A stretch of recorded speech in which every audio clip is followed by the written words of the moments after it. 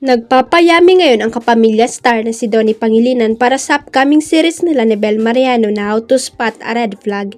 Kinakarir ng binata ang pag-workout bilang paghahanda sa bagong project nila ni Bel na kukunan pala sa La Union kaya ina-anticipate na niya ang mga eksena nila sa beach.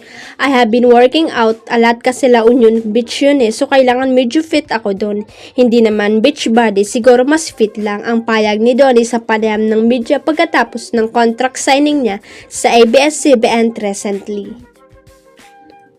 Patuloy na kwento ng collab team ni Bel, I'm getting into yung mga cold plunge, ice bath, doon ako interested.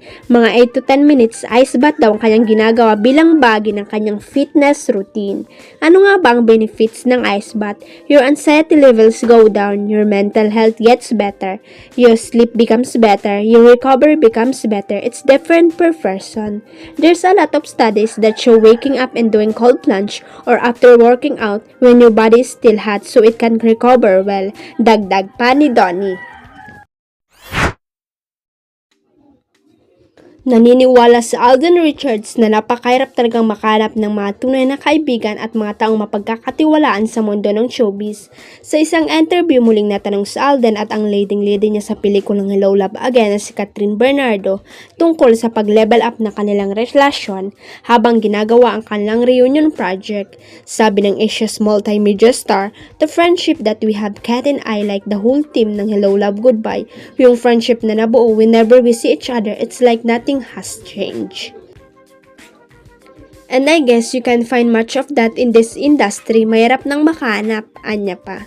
Pagbabalik tanaw ng Kapuso Superstar sa unang pagsasama nila ni Catherine, Hello Love Goodbye, 5 years ago, the first time I met Kat while doing Hello Love Goodbye, very shy, very timid, in a way. She's trying to explore different things pa during that time. But right now, titingnan mo pa lang siya ngayon, you can see the woman she is now. Nakaka-proud lang, she's a strong, independent woman. Pagmamalaki ni Alden kay Catherine. Reaction naman ni Catherine, I would say after this movie, mas nakilala ko si Alden. Definitely kasi when we did Hello Love Goodbye 2019, that was purely work. Wala kaming chance to talk and anything. I think malaking part ng chemistry is trust and friendship, and I think that's what we have right now. Hindi mo pa naman makikilala kung hindi magiging open ang isang tao. Huwag kalimutang i-click ang subscribe button at i-ring ang notification bell para sa latest at legit chika updates.